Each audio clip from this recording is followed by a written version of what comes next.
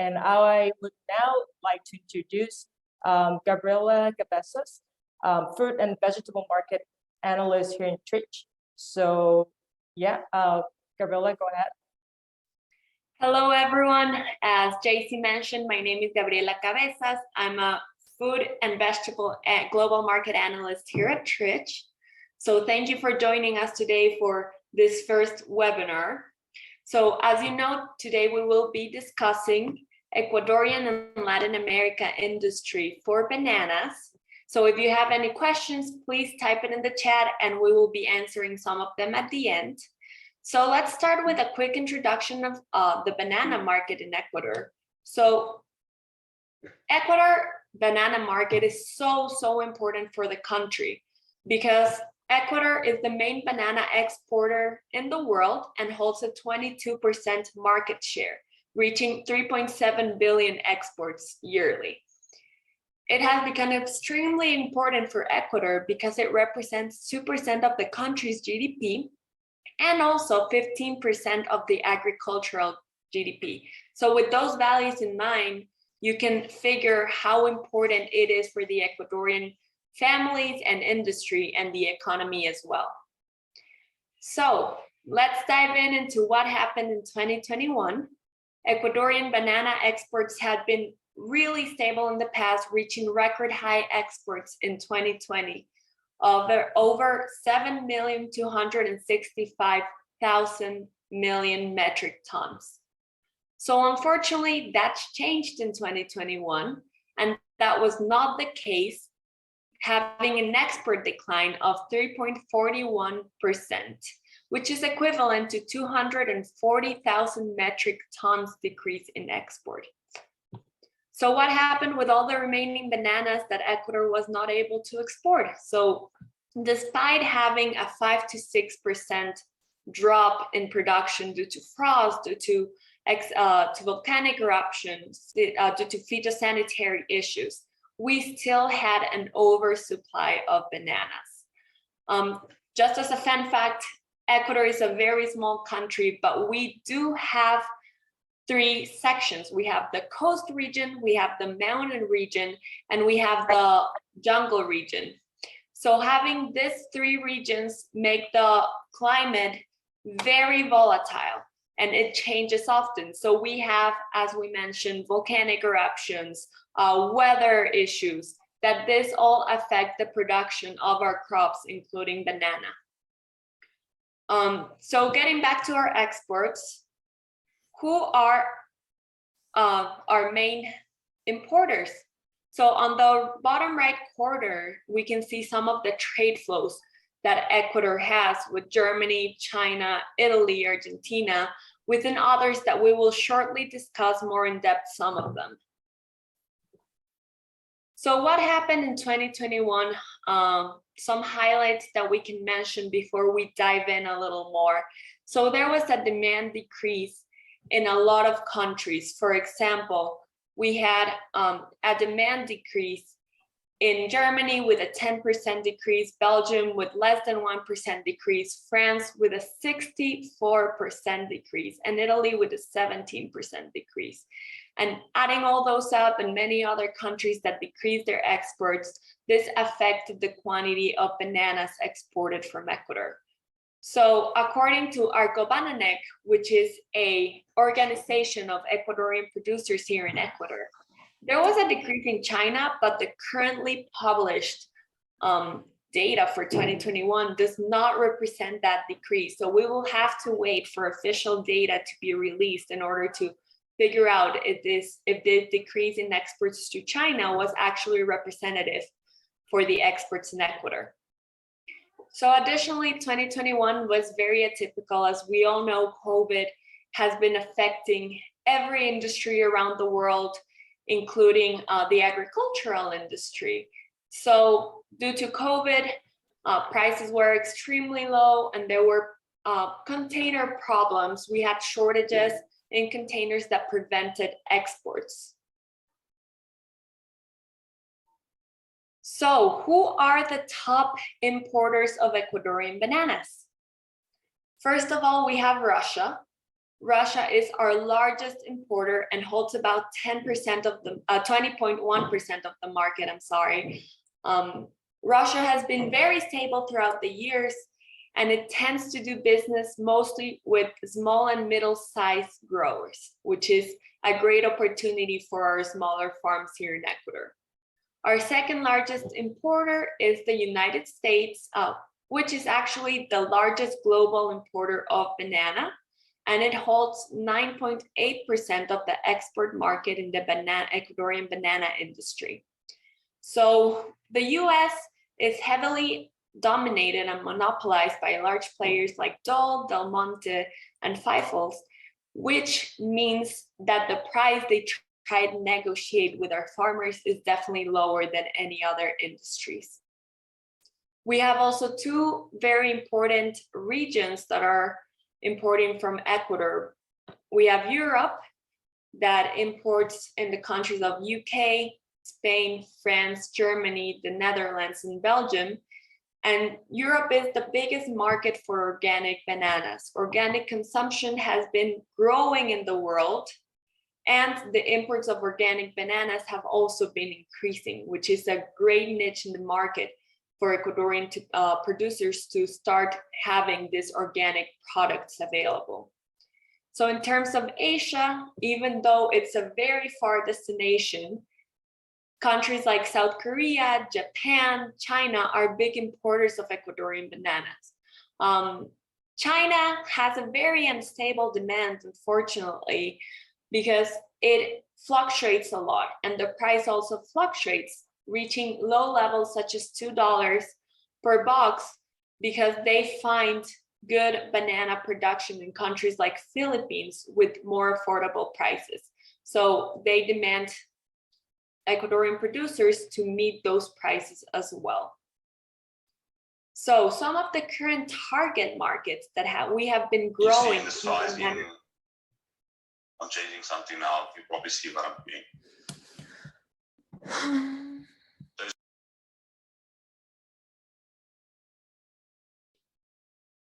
So in terms of target markets, there are many target markets that have been growing with the banana imports, including markets in Europe, such as countries, UK, Germany, Spain, France, Italy, Switzerland. They have been growing their banana imports, as well as China, Japan, and South Korea. So that gives our producers an opportunity to introduce more of our products to these countries.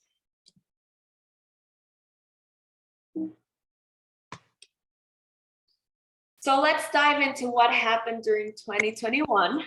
The year started with a pricing scheme implemented by the Ministry of Agriculture and Livestock.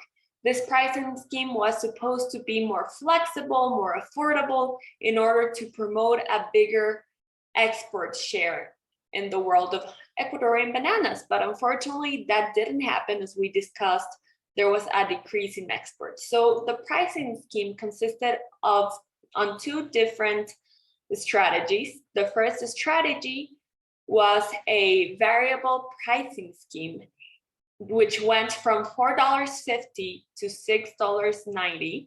And this price was only meant to be for standard boxes of 18.14 kilograms and would vary in periods of weeks. So we can see over here how it varied, and on our chart on the bottom left. So when signing a contract, the contractor and the producer could choose which, if they wanted this variable scheme, or also an annual weighted average price of $6.25, which was lower than the 2020 weighted average that was $6.40. So even though Ecuadorian bananas were more affordable in 2021, that does not cause the effect the government wanted to achieve with this price scheme.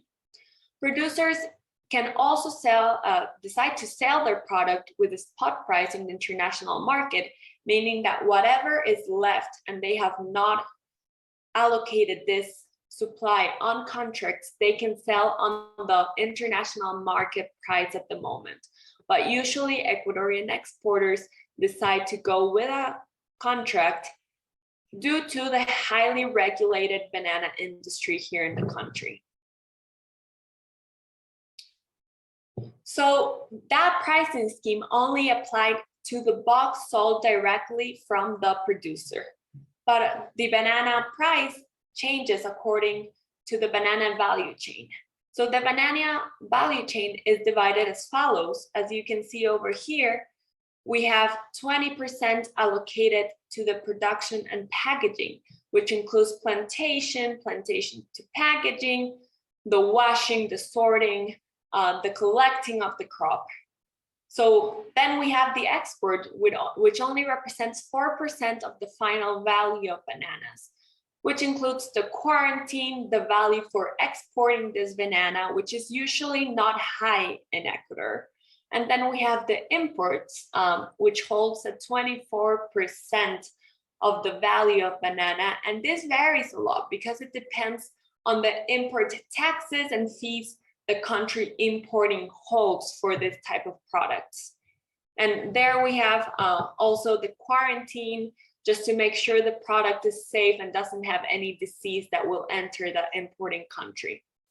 We have a 10% value added for ripening and the time it takes and the value it costs for importers to hold a ripening room, sorting, repackaging, including their brand on the product and the delivery. And finally, we have the largest percentage, which is 42% for retail. And that includes the final consumer price, the grocery stores that set up a premium, the extra packaging for the special wholesaler or retailer. So it's what the consumers pay at the end. So we will see in later how all this is affected by the changing prices of the industry.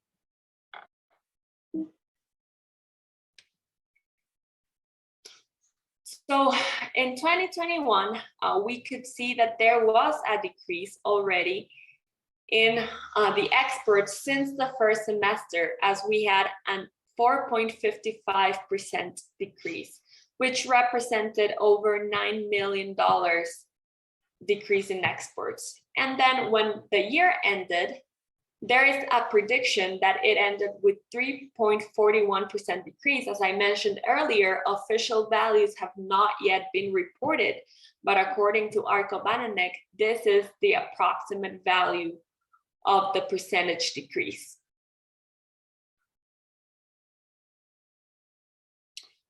So on this slide, we can see a visual representation of the growth in the exports. It shows the contrast between the decrease in exports and the increase in exports in different markets. For example, Ecuadorian bananas lost market in East Asian countries because of tariffs applied to these countries. And also, there were no trade agreements to protect Ecuadorian banana trade to these countries.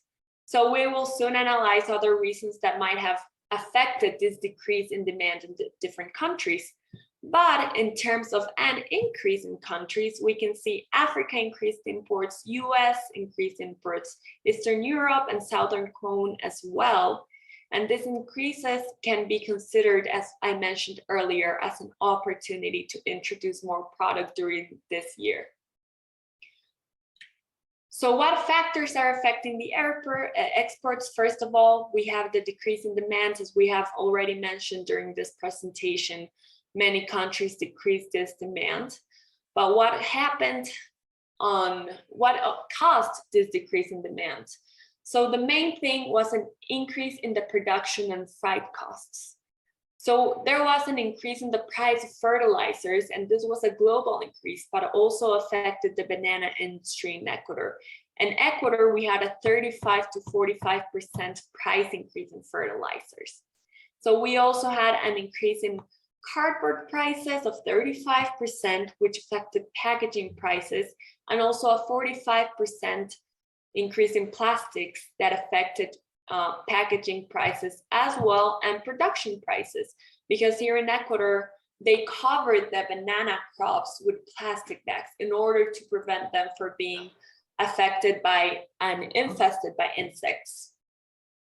So we also have a security investment in the trade side, the logistics side of this trade, to prevent contamination of containers with illegal products such as drugs and contraband. Here in Ecuador, we do have many drug cartels that try to introduce their product into exports to reach a final destination.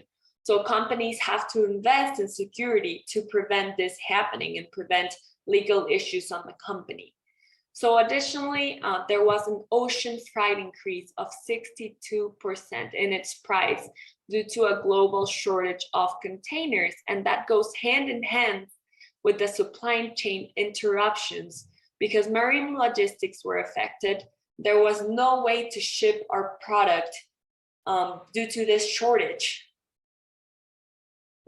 So all of this really affected the exports. So we have here how this cost increase have affected, well, will affect and have affected the value chain. Production was affected by labor cost and fuel costs. Packaging was affected by cardboard and plastic increase in price. And the exports was affected by the freight increase. So all of this affect the final value of our product. So it's important to analyze not only what happened in Ecuador with the banana market, but also what happened in Latin America to make sure it's not just a country's effect. So unfortunately, Latin American had a very similar situation, even though it is a very big industry and it supports over 800,000 families in Latin America. There was also a decrease in the supply, even though it has a very strong history. So what caused this decrease in supply? First of all, we had a change by the European Union of the maximum residue level, which was a decrease from 0.05 to a 0.03 maximum residue level. So how did producers decide to target this new residue level? It was by decreasing pesticides, fungicides, and this will directly affect the harvest yield if the crops gets infected by any plague.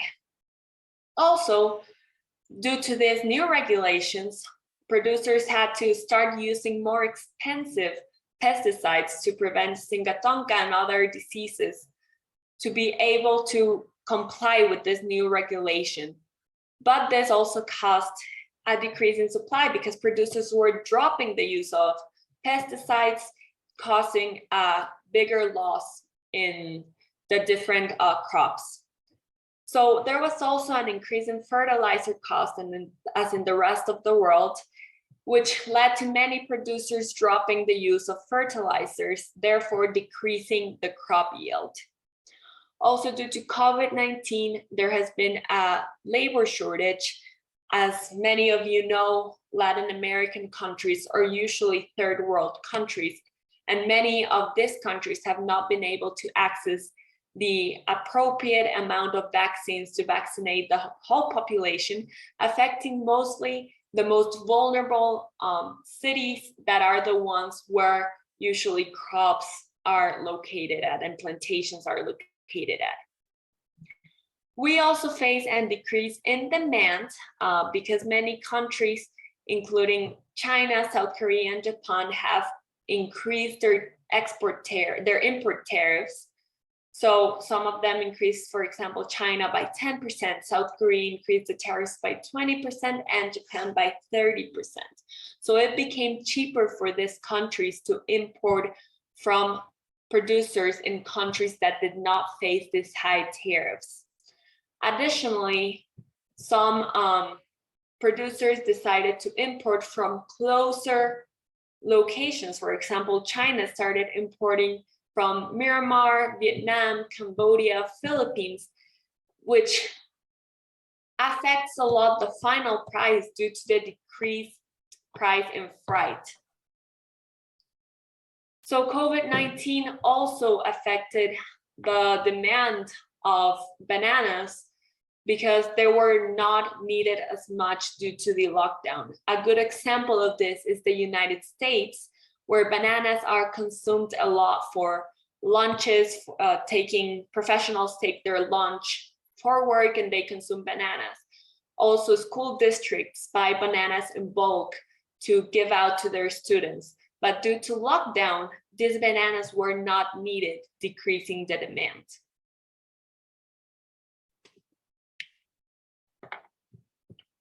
So what happens with the wholesale prices of bananas in the world? So despite the increase in cost, the wholesale prices of Latin American bananas in the European Union have stayed constant throughout the years, and price changes usually occur due to seasonality, which is similar to the pricing scheme we previously revised for Ecuador. If prices are relatively high at the beginning of the year and then start decreasing towards the middle when production is higher. This trend shows that the wholesale price of bananas have not changed over the years, really, which is not profitable for producers because as their costs increase, the wholesale price of bananas should increase as well to promote production, but that's not happening as we can see. So some examples of what happened with the exports in Latin America are Costa Rica and Colombia. So we can see that from January to August 2021, Costa Rica had a decrease of 3.40% in banana exports, and even a much bigger decrease is witnessed in Colombia, where they had a 12.57% decrease. So definitely banana industry was affected during 2021 in Latin America as well. So it's important to revise the history of what happened in this past year, but also revise what we can expect for this upcoming 2022. So in terms of Ecuador, unfortunately, we cannot predict a big change in the factors that have been affecting the banana industry during 2021. So they will still be affecting the industry this year. So in terms of production, it's estimated that there will be a decrease of 381 million boxes of bananas produced, which also will represent that the supply will be reduced. Also, the new variant of COVID-19, Omicron, will also be affecting our workforce because, as I mentioned, many people are not vaccinated. And as we know already, Omicron affects even vaccinated people. So it will be affecting the workforce, probably affecting the production output. Additionally, we are facing the Fusarium TR4 plague, and it will be still a threat this year despite the Ecuadorian government allocating $400 million to fight this plague. But it will still be an issue until it is more controlled, that hopefully will happen by the end of this year. So weather will also be a factor affecting production. As I mentioned, weather in Ecuador is very volatile, and temperatures this year are expected to not reach the ideal ones for production. So that could also be a factor affecting production this year. So in terms of exports, we can already see a decrease in the contract signed. So 2022 started with only 15% of closed export contracts that usually are much higher by this time of the year. So that also shows that there will be an export decrease already. So logistics will also be a threat, as we know there's limited availability of containers. So freight costs will increase approximate by 50% from $1,000 to $1,500 per 40-foot container, which will affect the value, the final value of the product, and it will decrease demand as well. as well as carton boxes will increase in price. And as we know, as price increase, demand decreases. So what can we expect of the price? In general, the production price will increase due to the fertilizer costs keep increasing. The official banana price will remain the same at $6.25 during this 2022. And also, their producers are being able to charge a price premium for certifications of their product, for special qualities of their product. And this might fluctuate according to LATAM's production. If other countries are producing more, this price premium for Ecuadorian banana will decrease. So it will really depend on other exports' production as well to finalize a price for the banana. So what are some market opportunities? Despite us having some threats, there will be market opportunities for Ecuador. The banana market is extremely competitive with other producers such as Philippines, Costa Rica, Colombia, Guatemala, but Ecuador has been working on establishing competitive based on the quality of our Cavendish bananas, a longer shelf life, the supply availability, and hopefully logistics this year will be able to be resolved. So it will be easier to ship from Ecuador and to purchase from Ecuador than from any other countries. Additionally, there is export growth in some countries, including Africa, in some regions in this case, including Africa, Eastern Europe, and in countries such as the United States.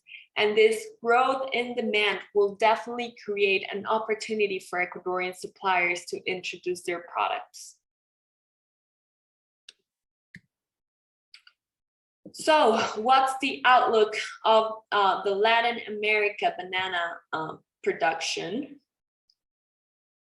So Latin America is facing a similar outlook as in Ecuador. So countries like Colombia and Peru have harvest infected by Fusarium TR4. So this disease threatens the loss of 100% of the yield, which will make a big important factor to implement measures to prevent this disease. Also, this disease can potentially spread to neighboring countries, expanding the disease and lowering the supply yield of Latin America.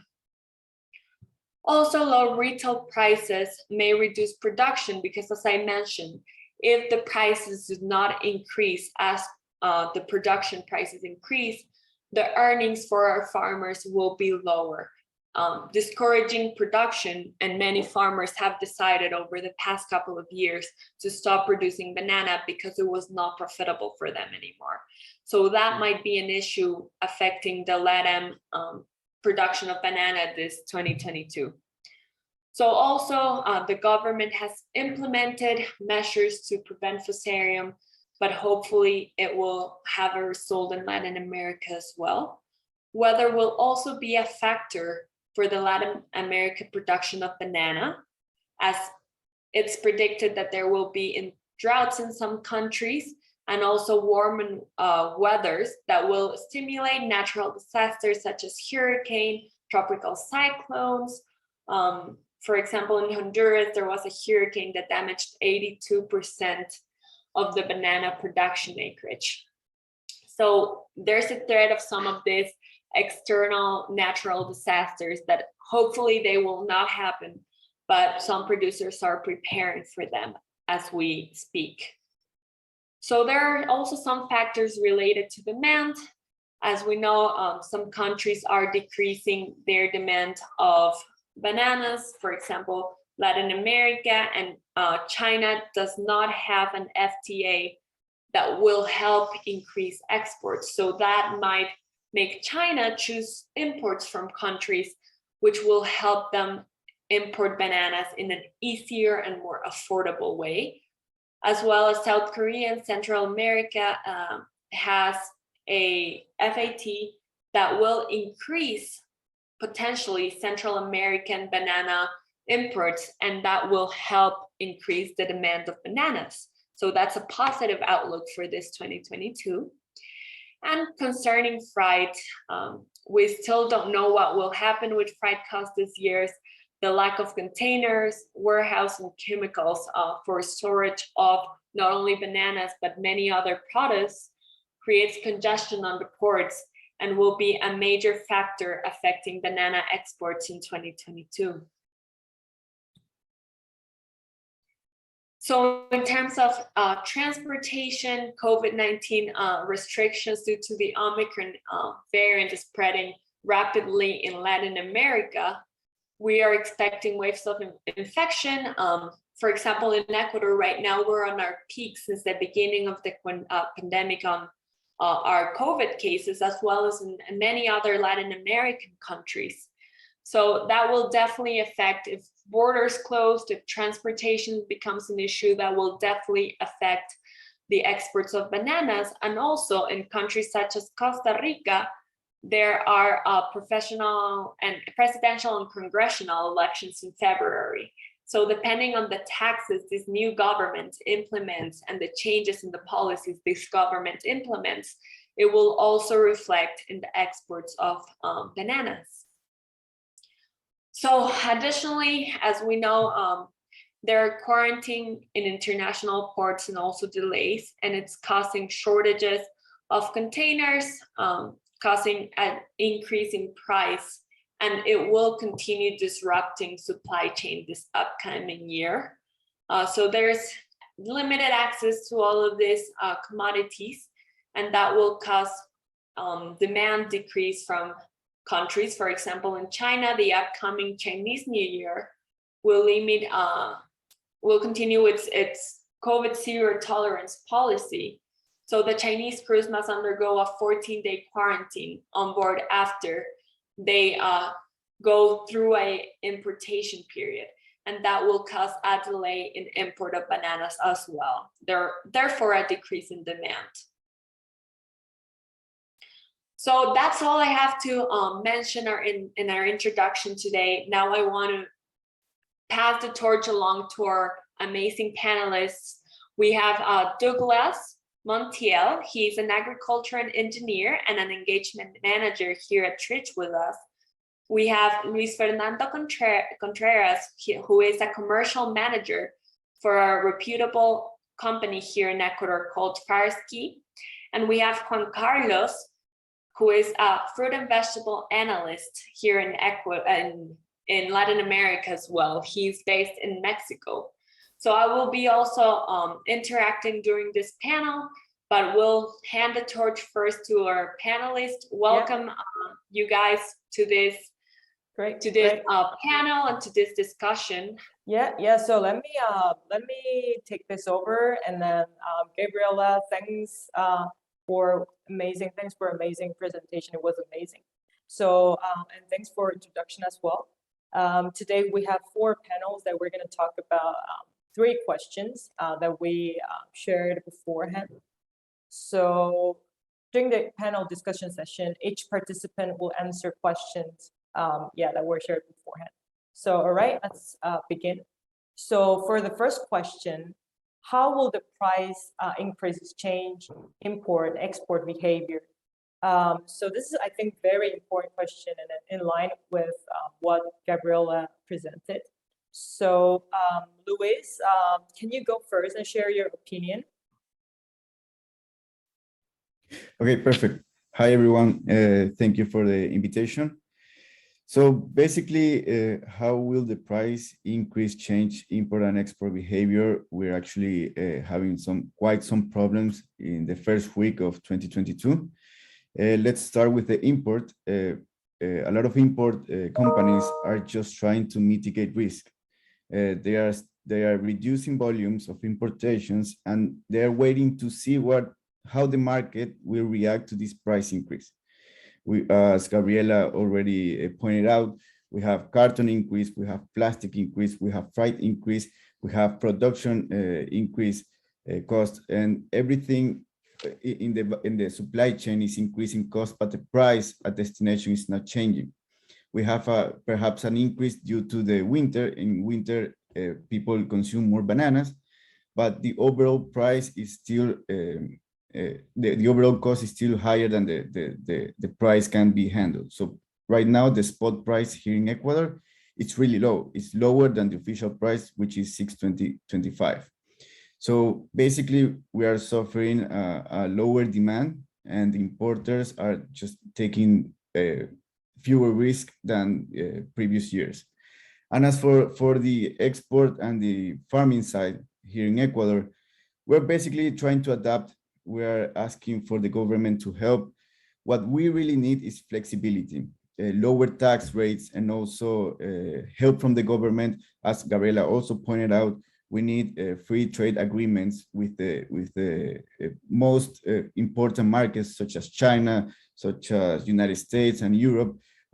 Luckily for Europe, we already have one, and that will increase the demand for Ecuadorian bananas. And we also, as farmers and exporters, we need to focus only on lowering costs. If we try to fight the price, the market price, unluckily we will fail. We need to lower the cost, we need to invest and innovate in technology, and to adapt and to create more value, such as being more environmental friendly, being more socially responsible, and having the certificates that our markets, natural markets, demand in order to regain this market share in the United States, Europe, and also in all Asia. Okay, I think that's really interesting, and that's what we have to sort of like figure out, like what to pursue in the future. And Douglas, you want to add on something on top of what Luis commented? Yes, basically, hello everyone. Good morning here in Ecuador. Basically, pretty much Luis resumed everything that has been happening with the prices for import and export. What I can add is that people are looking for, in the import side, people are looking more into the spot business in Ecuador, which is a part of what Gabriel explained. Here in Ecuador, basically there's two ways of doing business for the banana. One is contract with official prices, and the second one is with spot, which is basically market price. Of course, this market price will be affected by here locally by how much consumption from international companies we have, and this is basically what has been dictating the spot price for this year. If there are multinational companies buying aggressively, such as Chiquita, Dol, or Del Monte, the price is tending to rise up, to have a huge rise up. When they are not active in the market, the price basically drops below what we call official price here in Ecuador, which is what Gabriela talked with regarding the contracts. So for example, the first week, if we compare to previous years between 2018, 19, 2020, and 2021, we had almost the same price to a little bit higher in compared to these years. But if we compare this with week 2, 3, and 4, the prices have been fairly low. Approximate FOB for our prices will be between 8.85 for week 2, 8.95 for week 3, and 9.15 for week 4. So this is basically what's going to mark the trends for this year. It's going to be more of a spot business for importers, but locally the producers want to sign contracts because they want to secure a good price for their fruit, a good price for their investments in these years and for coming years, and also for the business, especially with the increasing costs. Okay, thanks for a very insightful comment. I think Juan, it would be great if you can sort of elaborate further on like LATAM or Mexico or Central America perspectives. Yes, of course. Hello, thank you for inviting me to the panel. Yes, I mean, I'll give you a quick, very quick and short overview of Central American region, although Gabriela already mentioned the key highlights of the 2021 year for Central America. It's been a very difficult year, same as Ecuador, for the whole region. I mean, the whole region it's estimated that it will be it export 12% less, a decrease of 12% in the whole region for exports. Obviously, there's different every country has different case. Honduras was very hit by the hurricane and they lost a lot of their crop. Guatemala, I think, was damaged as well, and they didn't have a good year. The only country that could increase their exports was Panama, which was it had a 7% increase. This was obviously caused because of the demand in the US. Banana was short from Mexico, from Guatemala, from Honduras. So Panama increased its export, and Costa Rica actually had a really good, we saw there in a graph that Gabi showed that Costa Rica had also like a 3% decrease in the first semester. They actually had a good second semester, and which kind of offset the first semester, and they finished like with a 0.7% decrease as well. How is that looking for 2020 and in terms of price? Well, I think we're going to be looking at more efforts from cluster efforts from banana clusters from the same that we have seen in 2021.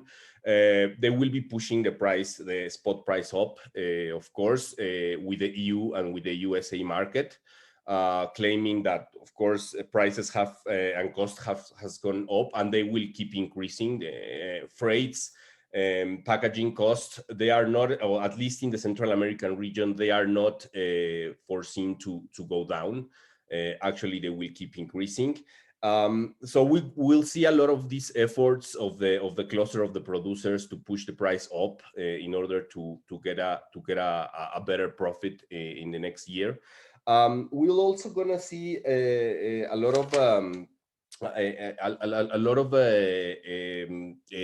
the USA. We'll see, for example, Costa Rica and Panama most likely increase their exports to the US because of the shortage that Honduras and Guatemala and Dominican Republic are facing in their crops. So most likely Costa Rica and Panama will increase actually their exports, and Costa Rica actually has from all of the countries in Central America is the one with let's say better prices, because they are very focused on organic bananas and certified plantations.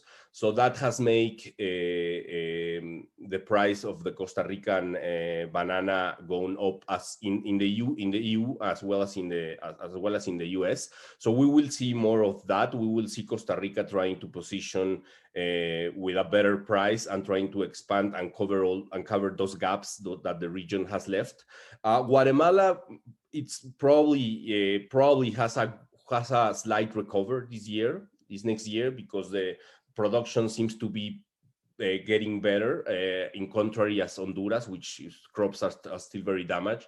So Guatemala will try also to improve their exports and try to put pressure on prices going up as well. So that would be kind of like a more general overview of the Central American region. Yeah, that was amazing. Thank you, Juan, for sharing all this information. Again, sharing this with like all of the participants here. If you have any questions, please feel free to leave your question, share your question in chat room, so we can collect them all together and then try to answer as much as possible. So yeah, let's move on to question 2. So the second question, it's a bit general question. I think it would be great, Gabriela, you can sort of change the slide to the second question. So second question, so I would like to listen to your opinion as industry specialists. So how will COVID-19 affect the banana industry in the Latin region?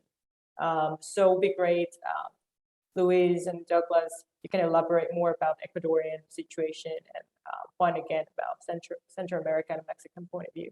So so Douglas, can you go first on this question? Yes, sure, no problem. How will COVID affect the banana industry? This is a very big question, actually. For me, we can divide it in 2 big groups.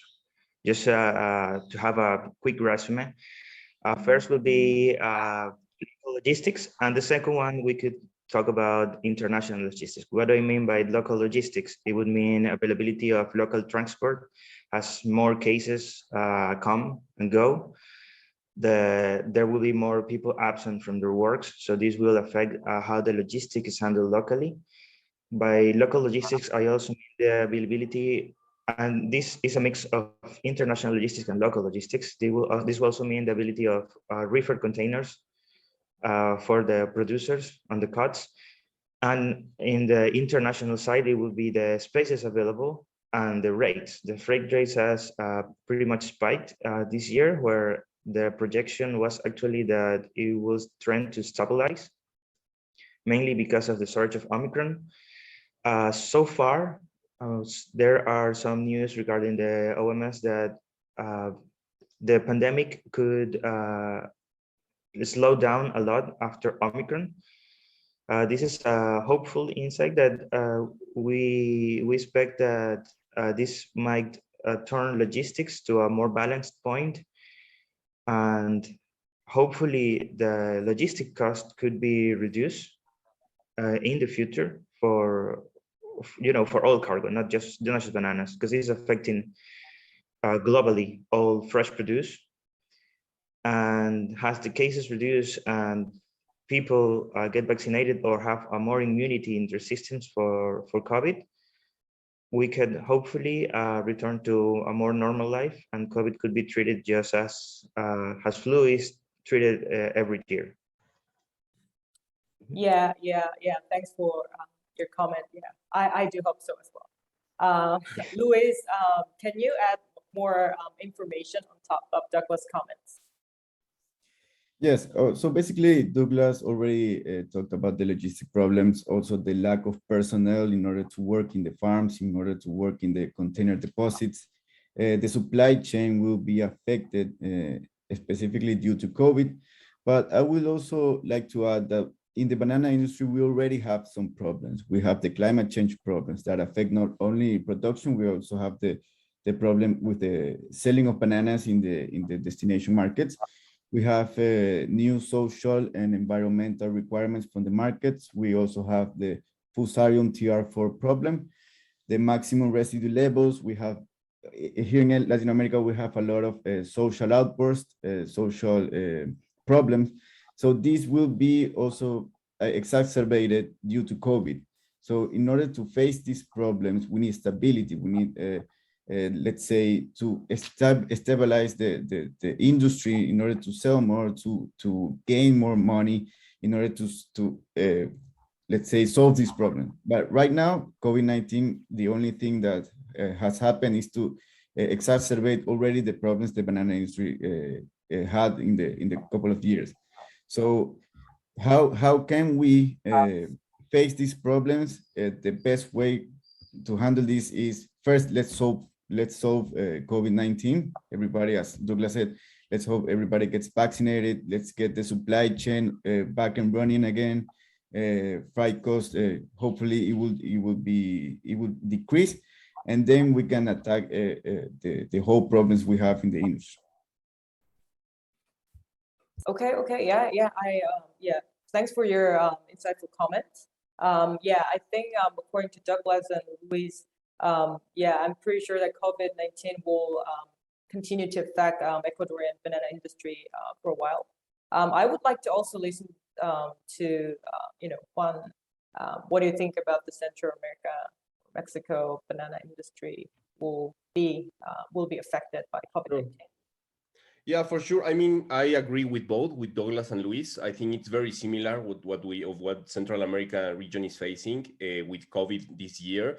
I do think that there are signs already that the workforce is going to go back to the fields in full, probably by next semester, by the second semester of the year. So that will be probably a positive sign. But again, as I mentioned before, there are no signs that, for example, costs on packaging, on fertilizers are going down. On the contrary, they probably end up the year with a bit more of increase that already has.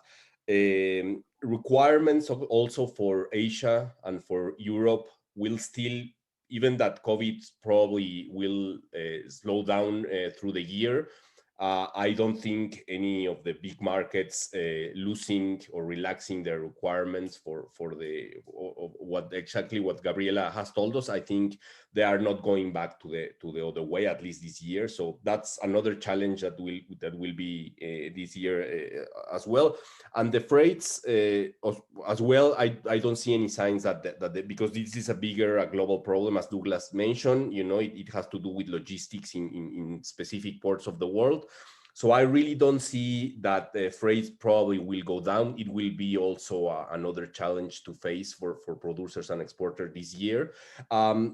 Maybe just in the region, and particularly for the Central America region, it will benefit a few. Probably Mexico will be able to increase their exports of banana to the U.S. because it's land is freight, is a land freight. They send it by truck, so they will have a benefit from there. In terms of they will be able to have cheaper logistics or more effective logistics. So maybe it will some of the countries will be more affected than others.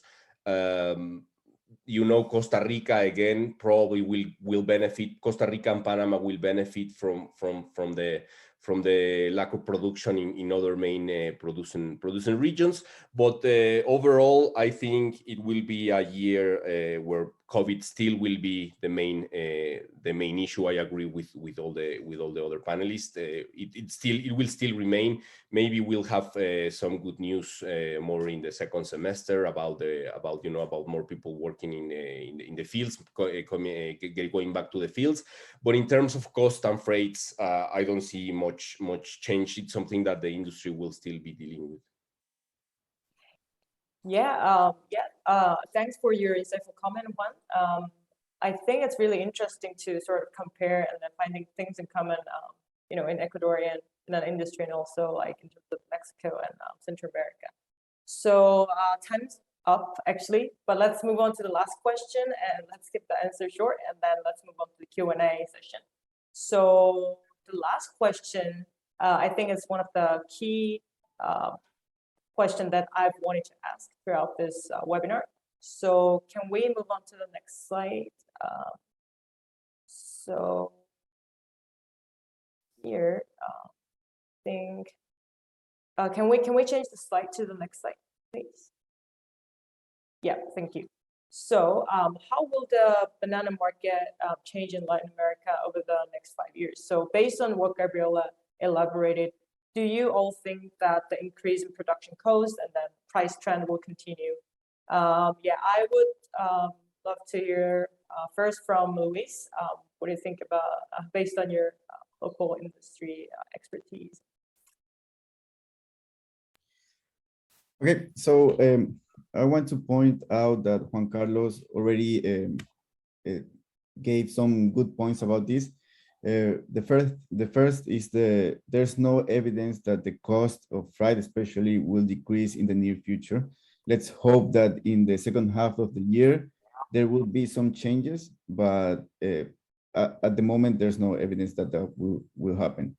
So with that in mind, also he pointed out that most of buying countries are sourcing fruit, are sourcing bananas in the near countries. So in the case of the US, Mexico will be the country that will benefit of this. In the case of China, they are buying from Vietnam, from Laos, from Cambodia. And also we have another market that is Turkey and the whole Middle East. They already buying from India. As you know, India is the world's largest banana producer. And they usually consume it all in the local market, but they started exporting to the Middle East. So what's in for the Latin America in the next 5 years? So they will have to look for natural markets. In the case of Ecuador, we're already increasing export, as Gabriela also pointed out, to Chile and to Argentina. But we also have a market that is not exploited yet, which is Brazil. And that we will need especially the support of the government in order to release the non-monetary barriers that Brazil has on the importation of bananas. And that can easily be a solution for Ecuadorian banana market. And also, if we develop the clusters, as Juan Carlos said, we can also push for, let's say, limit the regulations that USA and Europe are imposing in the banana producing countries, in order to continue to make this business attractive and sustainable in the next 5 years. And also, as for our growers, we need to continue to invest in technology. That's something that we need to do. That's something that we also need the government to help us. We need access to credits at low cost. We need, as I said before, free trade agreements. And in the next 5 years, if the farmers do not comply with the requirements of the market, if they do not lower the cost, and if we do not look for more markets, I believe the industry, the overall industry here in Ecuador and in the whole Latin America will suffer a lot. We will suffer a lot, and we will not be able to adapt to the new market conditions. Yeah, I mean, I think that's definitely very insightful for not only for Ecuadorian market, but like since you cover like Brazil and also like Central American countries, yeah, I think it was very insightful. Juan, do you want to add like additional comments on top of Luis' insights? Sure. I mean, I think the industry has a big challenge to face in the next coming years. I think it's very hard to ask an industry that is facing a challenge or a problem like the COVID right now to make structural changes. First they need to deal with every country or all the producing countries need to face the challenges that are being right now. But mainly, the banana industry globally, they have a common mainly the biggest common thing that they have among them is the price. The clusters are, I think we're gonna see more of that in the next coming years. Clusters coming together, pushing the price in specific markets, actually targeting retail. The retail industry. We've seen already this in the UK and I think it was in France. I heard a news yesterday that there was a cluster targeting specific retail stores and make them push the price, make them push the price, the end price for the customer up, as well as to make them buy in a more expensive, of course. So I think we're gonna see a lot of this in the next coming years. And I think that we also wanna see a lot of things that has to do with as they already mentioned, or as Luis mentioned, things that has to do with technology. There needs to be a bigger investment in technology to increase the productivity yield. That will be, I think, a key thing. I was reading also an article yesterday that Ecuador, even that is the biggest producer, it doesn't have the much productivity yield. So I think that they still need to work on that in Central America as well. I think we're gonna see a lot of. I think Costa Rica is probably the country that is more advanced in this. We're gonna see a lot more certifications, implantation, because that will help to push the price up. Everything that will help to push the price up, we're gonna see happening. More organic production, more certifications in the field to be able to sell a little bit higher. We're gonna see. I think this is mainly that we're gonna see in the next years in the industry.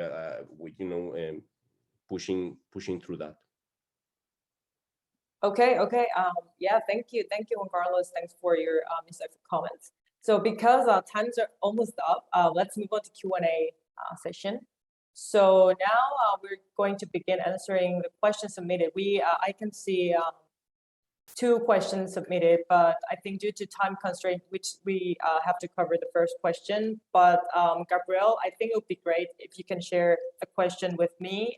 I will, and then I can reach out to Luis separately and then get the answer. So I think the first question as you know, EU market has already some rules towards the next decade, and what comes to pesticides used in organic farming increase up to 25%.